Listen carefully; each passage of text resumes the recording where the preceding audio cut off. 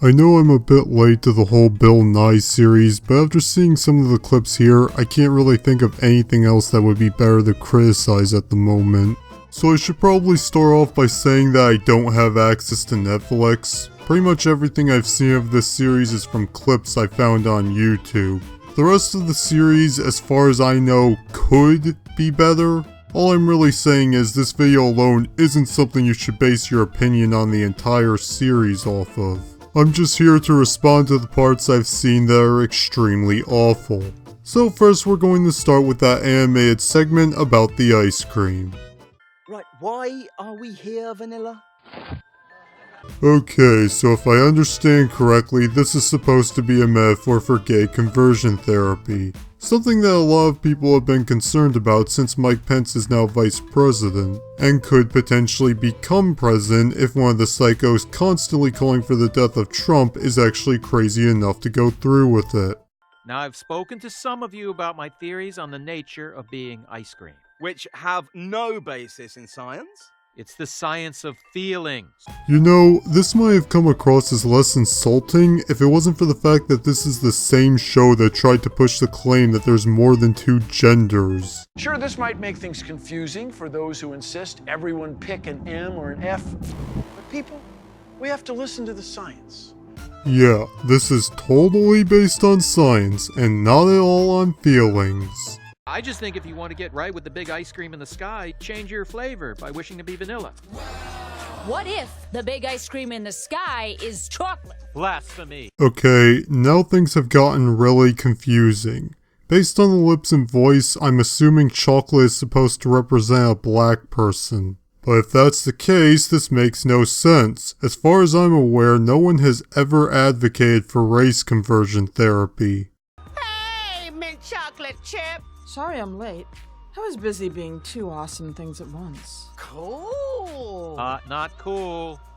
Pickle lane, butt stain. Okay, so is mint chocolate supposed to represent someone who's transgender, bisexual, or biracial? There's being subtle, and then there's just being confusing. It's like they think that the attitudes surrounding race, sexuality, and gender are all interchangeable, so they made an ice cream straw man that could represent any of them. I ordered my ice cream with sprinkles, not straw. Come on, Vanilla. Nobody wants just one flavor of ice cream. I do. Haven't you ever wanted to be in a Neapolitan? I can't. Come on, it's natural. All natural cocoa. And strawberry fresh from the field. It's so creamy and delicious. Big ice cream in the sky, help me. It's good. This part has also been heavily criticized for its implications. The short starts off with Vanilla trying to convert everyone, and this is depicted as being a bad thing. But it ends with them trying to convert him, and this is depicted as okay.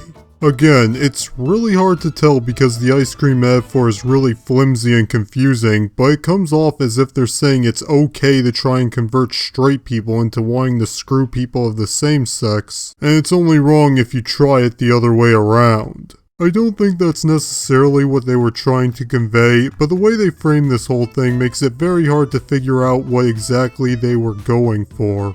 Next we have the Indian guy lecturing white people about cultural appropriation.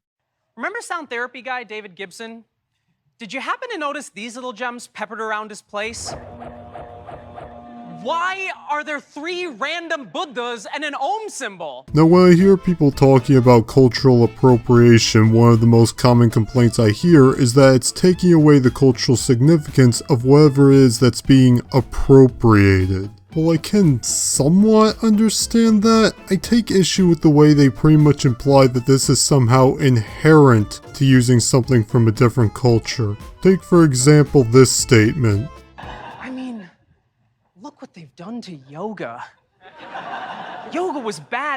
Yoga is actually good for you, but white people got their Lululemon hands on it and turned it into the smooth jazz of the fitness world. Here's an idea. If you're so worried about your culture being morphed into something else, why don't you show us how it's done? Show us examples of how yoga is being done wrong, and explain what the correct way to do it is. If you did that, this segment might have been informative, and possibly even entertaining. Instead, you just not so subtly implied that white people are apparently not allowed to do yoga, which is extremely racist. Another thing that bugs me about the whole cultural appropriation is destroying culture thing is that these SJWs culturally appropriate things all the time. Take for example the hijab. In Muslim countries, women are required to wear it or they can be stoned to death. Yet feminists have taken it and tried to turn it into a symbol of resistance. If diminishing the cultural significance behind an object is bad, then why is it okay when they do it? There's even an example of it in this very show. Cause my sex joke is so much more than either if they're alive, I'll date them. Channing or Janitate them. I'm down for anything. Don't box in my box. So we have someone who is clearly not black doing hip-hop music for one of the most disgraceful performances we've ever witnessed. If white people doing yoga is so terrible because of what they add to it, then how is it okay for these people to use hip-hop music for their own agenda? Apparently, cultural appropriation is a-okay as long as you're using it to push the social justice narrative. A lot of people have been wondering if Bill Nye actually believes the things they're saying on this show, or if he's simply going with the social justice narrative because they've bought him out. My answer to that is I don't know, and I don't really care. As long as we're able to criticize these ideas and demonstrate why they're ludicrous, he can spew whatever dogma he likes. Thank you for watching, and I hope you enjoyed the video.